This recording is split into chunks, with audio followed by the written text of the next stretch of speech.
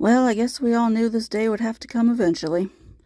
It's time to talk about everyone's least favorite red-headed adopted son. I can already hear some of my subscribers leaving to go watch cat videos. That's a worthy substitute, and I totally get it. Uh, Before you go, could you just hear me out?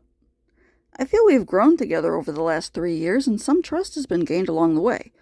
For the sake of that, I ask that you let me make my case. I'll start with the story.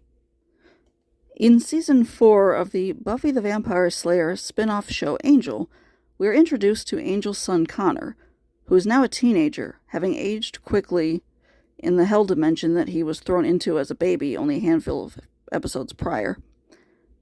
In his teen version, he would go on to be one of the most hated characters on the show and generally blamed for why that season is regarded as the worst of the series' 5-season run, as he spends the bulk of that season angry and bitter and stiff as a board.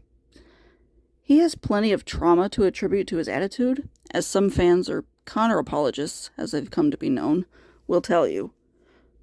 Those of us who have a harder time when he's on screen agree with that assessment, of course, but maintain that this type of personality isn't fun to watch as a viewer and fan of the show. Is any of this sounding familiar? Feel free to watch Angel if you haven't already, because it's a fantastic show, and Connor might just make you think more highly of Jamie by comparison. Also, if you're interested in any of this, the YouTuber Passion of the Nerd has a great Buffy and Angel channel where he does commentary on every episode, and it's fantastic. Highly recommend it. A couple of months ago, when I knew I was going to be putting this one together, I threw out a post on a few different pages. One being my page on Facebook, Bonanza Memes, and another being the Bonanza Boomers Facebook page. And I also put one on the community tab here on YouTube because I wanted a broad range of perspectives on this, or at least to see if one was even possible. What I got was similar to what I expected. Jamie Hunter is widely considered the worst addition to the Bonanza cast of Cartwright characters. Some people liked him, and others hate him with a passion that rivals Hoss when he doesn't get to the dinner table on time, and then all there is left for him is cheese.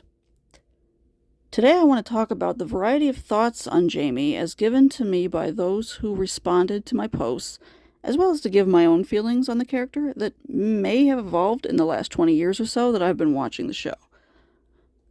Let's start with some background of the character for those who don't know.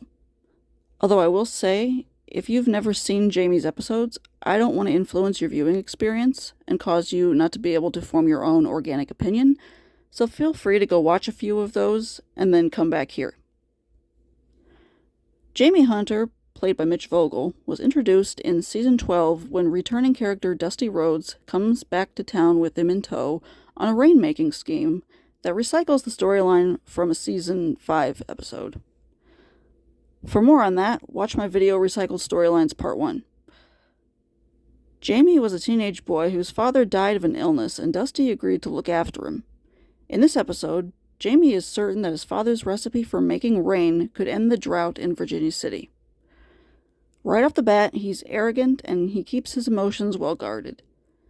Dusty even tells him several times that he needs to be nicer to people. Because he's Ben Cartwright does the Ben Cartwright thing, of feeling compassion for this child, and takes him in. The end of the episode seeing him brought to the ranch to stay a while. A season later, it's decided that Ben will legally adopt him, after Ben talks to his teacher about Jamie getting into a fight with another boy in school. His blood maternal grandfather returns that episode and nearly takes him back to Boston with him. That gets resolved, and from that point on, he is now known as Jamie Cartwright. He's a main cast member, for better or worse. Actually, he's been in the main credits of the show since his first appearance. That's more than Hop Sing ever gets. Fan opinion be dead burned. At the start, Jamie is the new youngest son, pushing Joe to the middle and Hoss to the top. Adam's on a ship somewhere far away by this time, and presumably either never finds out about it or just doesn't concern himself with Pa's baby, or teenage, fever. Over the break between Season 13's ending and Season 14 beginning, our beloved Dan Blocker passed away due to complications from a blood clot. It was at this time that Jamie became the baby of the family and Joe the eldest. The intention might have been to get back to the three-son structure, but Hoss's death pushed it back down to 2, and it would never go up again. The show was canceled midway through season 14. During all this, fans were able to come up with a few things that were not keen on when it came to this curly red-haired kid. Issue 1. Jamie's personality. As I mentioned, Jamie was a bit arrogant right from the jump. Even at the end of his first episode, he's convinced that it was his rain machine that caused the drought to end. In fairness, he just wants his pa to have credit, but it comes across as haughty. When Ben decides to adopt him a season later, he starts complaining that it's just a charity case thing. When his grandfather comes back and tries to take him away, he seems to blame Ben. Ben takes this all in stride and continues being mature despite it all. He did survive 3 other boys going through growing pains after all. The next issue fans seem to have is that it changes the dynamic and overall feel of the show, knocking Joe off his youngest son throne. Joe is marketed as the baby of the family in the beginning, after all. I mean, he's branded by the name Little Joe for a reason.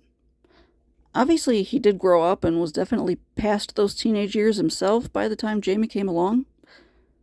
There are some who speculate that the show was trying to reach a younger audience by injecting that younger cast member into it. You might think that it was too late for that, but I can't help but wonder if it was just done the wrong way.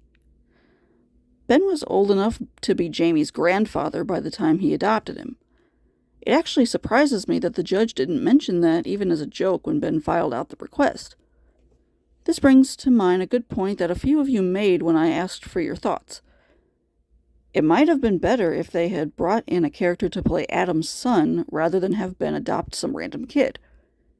In the sequel movies, which I may review someday, let me know what you think of that idea, each of the 3 main sons have kids of their own who get together, and it was a neat idea.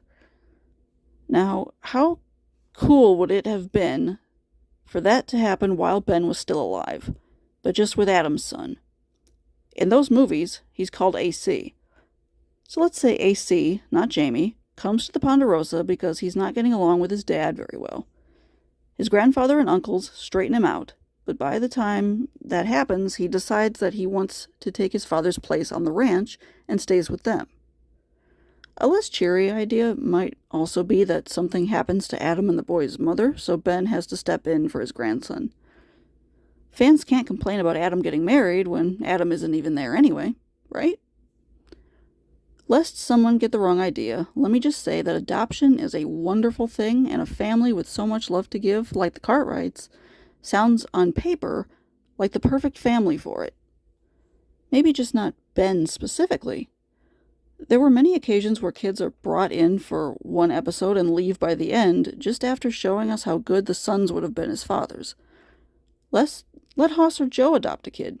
Sure, it's basically the same thing if the kid lives with all of them, but in these options, Ben gets to be called grandfather once before the show ends. And with that first idea, Adam isn't completely erased from the lore in the last 2 seasons. But okay, we've talked about the other options, but this is a Jamie video, so let's stop wishfully thinking and talk the reality of the fiction. The last possibility is that it was the specific character himself that was the problem and not just his place in the show. Would it have been more accepted if Jamie had just had a different personality? Whatever we think, Mitch did what he was given to work with. Jamie had reasons to be whiny. He watched his pod die, essentially. He watched as they were chased out of town as frauds, even almost tarred and feathered once. He felt unwanted at times, and the trauma of that stayed with him. Just as with Connor, though, sooner or later that being one's only character trait makes them unwatchable in a work of fiction. You may be asking what I think of Jamie. Did I see any redeeming qualities in him? I watched a few episodes for this video, and I gotta say, I put it off for a while until I didn't have any more time to wait, because I couldn't really remember many episodes with him that I had liked before. So I watched a few that I thought I'd have a chance of enjoying. There are actually, albeit a small handful, some moments that made me actually like Jamie. In First Love, A new male school teacher comes to Virginia City, and Jamie gets a crush on the man's wife, who is totally inappropriate with him, if I do say so. By the end, he stands up to this teacher on his wife's behalf, and the speech is really good. When Jamie's grandfather tries to take him back to Boston, they get into an accident, and Jamie takes what he's learned from the Cartwrights to save both of their lives. In The Bucket Dog, Jamie's bond with the dog he's given is pretty sweet, although that probably would have happened with anybody because the dog was really cute. In The Initiation, Jamie stands up to his friend and the other boys who don't want to confess to having a part in the death of another schoolmate. Do these examples erase the times where he grates on me? No, not really. For every one of those, there are moments like in Shanklin and The Grand Swing, where Jamie doesn't do what he's told and someone gets hurt or killed for it. Ben is in his granddad era by then and doesn't punish him nearly as hard as he would have his other sons. If you watch from season 1 all the way through, you might be tempted to say that Joe was much more mature at that age than Jamie. Joe did dumb kid things, but not nearly at the level and not nearly as whiny. I would argue that, again, Ben was harder on him than Jamie, and what's more, Adam and Hoss didn't let Joe slip by with nearly as much as Joe and Hoss do with Jamie. Ultimately, the feel of the show was going to change in 12 years, no matter what, especially when the 4 Cartwright formula that it began with was no longer in use. Jamie came, as one commenter put it, with a lot of baggage, having lost both parents. He has a sad story for sure, so it's understandable for him to be guarded and maybe a bit mopey. Be that as it may, I'm left wondering if those trying to appeal to a younger audience could see now how many younger fans the show has today by just the allure of the regular 4 Cartwrights. Would they have done something different? No matter what they did or didn't do, the show lost Hoss in season 14, and that did it permanent damage. I'm sure seeing Jamie by Joe's side on his wedding day and not Hoss or Adam was painful to more than just me, even though that marriage didn't last more than 2 episodes. This, of course, being no fault of Jamie's, and certainly not Mitch's or the showrunners. I'm going to make this point clear. Dan's death was going to be the nail in the coffin of the show, Jamie or no Jamie. So I do not blame Jamie for the show being canceled. Some who don't mind Jamie have said that his relationship with Ben was nice, or even that he fit in nicely with Joe. Still, others have said that he didn't fit with any of them. In my point of view, Candy actually fit better as a friend to the boys than Jamie did a brother. He was just too young to understand them in the same way that Candy did, although Hoss and Joe both did their best to be there for Jamie. Had Candy not left for a while, I do wonder if Jamie would have stayed. To his credit, Jamie's relationship with Dusty felt pretty authentic, and I might have actually watched a spin-off show of the two riding around together instead of Jamie joining the main show. Also, I didn't feel any malice from Jamie's grandfather, so I think it would have worked out just fine if he'd left with him. On a side note, Jamie's grandfather owned clipper ships, and his daughter, Jamie's mother, was named Elizabeth. Am I the only one who feels like they were unconsciously just missing Adam that day? Just another point in favor of making the character Adam's son instead. I mean, it isn't like there was a legal order prohibiting them from ever saying his name again at a certain point, right? Did they even tell Jamie about him? Or was Jamie just never aware that he has another adopted brother out there somewhere? Heck, they could just have a throwaway line in season 14 about how Adam wrote or even came back for Hoss's funeral, and Jamie met him then. At the end of the day, Mitch Vogel did the very best he could, I'm sure. Obviously, Michael Landon liked him because he guest starred on Little House later on. I won't say that I hold anything against the show for trying to appeal to a younger audience for reasons that I've already stated, as well as that, in my opinion, there's another younger character who shows up after Hoss's death that I think fit in rather well with the main cast. Mainly because Ben didn't try to adopt him and he didn't whine every day. But he'll get his own video one day too. Any guesses who I'm talking about? I know some of you weren't looking forward to this one, so if you stayed, I appreciate it. Until we get to those seasons he's in, I probably won't be devoting much more time to talking about Jamie. So I want to thank everyone who gave me their thoughts on this subject, and I hope I represented them fairly. That's it for another year of the Ponderosa podcast, folks. I'll see all 2,000 of you in January, where we'll talk about The Gunman, another Hoss Joe comedy. You know, assuming y'all come back from watching those cat videos.